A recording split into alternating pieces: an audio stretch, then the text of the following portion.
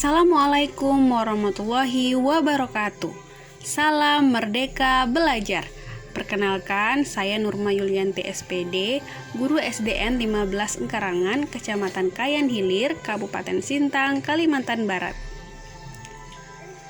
Pada kesempatan ini, saya akan melaksanakan aksi nyata pada topik yang pertama, yaitu Merdeka Belajar, menyebarkan pemahaman Merdeka Belajar, yaitu pemahaman gagasan dan prinsip pendidikan berdasarkan pemikiran Ki Hajar Dewantara. Bapak dan Ibu guru hebat, dalam topik Merdeka Belajar sedikitnya terdapat 5 poin modul, yakni yang pertama, mengenali dan memahami diri sebagai pendidik. Yang kedua, mendidik dan mengajar. Yang ketiga, mendampingi murid dengan utuh dan menyeluruh. Yang keempat, mendidik dan melatih kecerdasan budi pekerti. Dan yang terakhir yaitu pendidikan yang mengantarkan keselamatan dan kebahagiaan. Bapak dan Ibu guru hebat, dalam modul 1 tentang mengenal dan memahami diri sebagai pendidik, kita harus memahami dan menghayati diri sebagai manusia yang merdeka untuk terus belajar dan menyelaraskan peran guru yang relevan dengan konteks murid dan zaman, serta bertutur kata lembut, mendengarkan pendapat, memotivasi untuk gemar dan senang belajar. Di sini kita diminta untuk merefleksikan diri dan peran sebagai pendidik, kemudian memproyeksikan diri menjadi guru seperti apa kita di masa depan.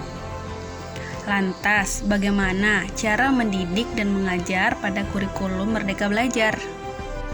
Perlu kita ketahui, sistem pengajaran zaman kolonial yang masih kita pakai sampai sekarang ini perlu kita rubah. Sistem pengajaran tersebut diantaranya yang pertama yaitu melakukan perankingan berdasarkan nilai pengetahuan, meminta murid berdiri di depan kelas saat lalai mengerjakan tugas, murid duduk rapi menghadap ke depan dengan kelas yang hening, kemudian memukul murid karena tidak mengerjakan tugas, serta menyeragamkan pembuatan tugas. Selanjutnya yaitu modul tentang mendampingi murid dengan utuh dan menyeluruh.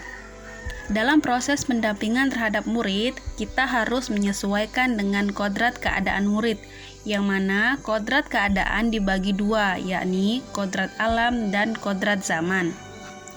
Kodrat alam berkaitan dengan sifat dan lingkungan di mana anak berada. Anak yang tumbuh di lingkungan pedesaan tentu akan berbeda dengan anak-anak yang tumbuh di lingkungan perkotaan.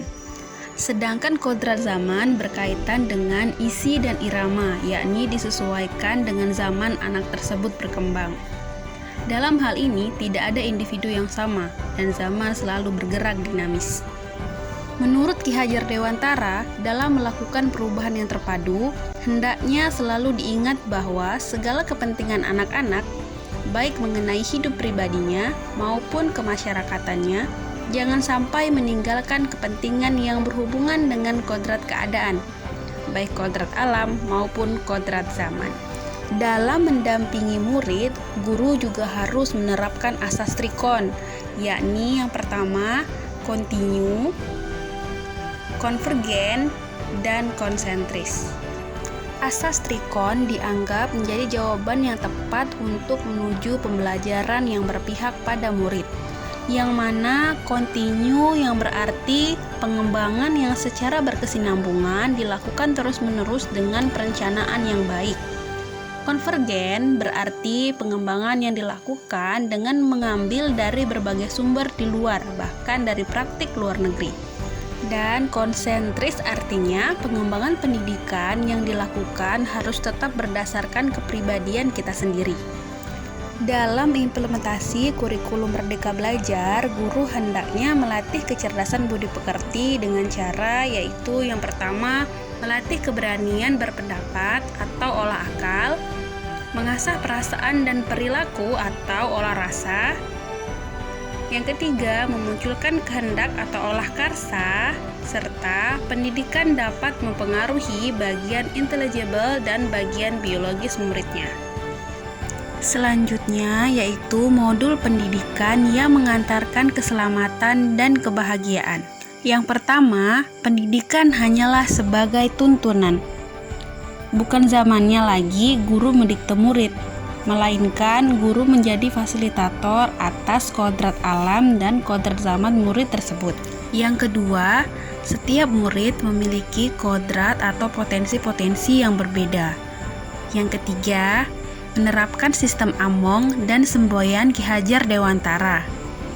Selanjutnya, pendidikan tidak dapat berkehendak atas kodrat kekuatan dan potensi murid. Yang terakhir, menerapkan pembelajaran proyek serta digitalisasi pembelajaran. Terdapat trisentra pendidikan, yakni pertama adalah keluarga. Karena keluarga merupakan pendidikan pertama untuk seorang anak. Keluarga tempat seorang anak tumbuh sangatlah berpengaruh terhadap pendidikan seorang anak. Pendidikan keluarga menjadi dasar pendidikan seorang anak, terutama dalam nilai-nilai agama, bersikap, dan berperilaku budi pekerti, dan cara pandangnya terhadap segala sesuatu. Yang kedua, yakni sekolah. Sekolah adalah rumah kedua bagi anak yang menyediakan berbagai ilmu pengetahuan, keterampilan, budaya, dan budi pekerti. Selanjutnya yaitu lingkungan masyarakat atau gerakan pemuda.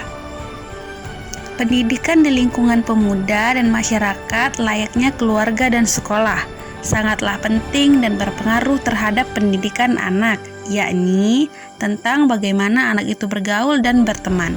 Dan tujuan akhir dari seluruh pendidikan yaitu keselamatan dan kebahagiaan murid. Murid sebagai generasi natif digital hidup di era kemajuan yang mengharuskan guru menjadi pendidik yang adaptif, inovatif, reflektif, kolaboratif, dan banyak berpihak pada murid. Demikianlah pemaparan aksi nyata pada topik Merdeka Belajar dari saya. Terima kasih. Salam Merdeka Belajar. Wassalamualaikum warahmatullahi wabarakatuh.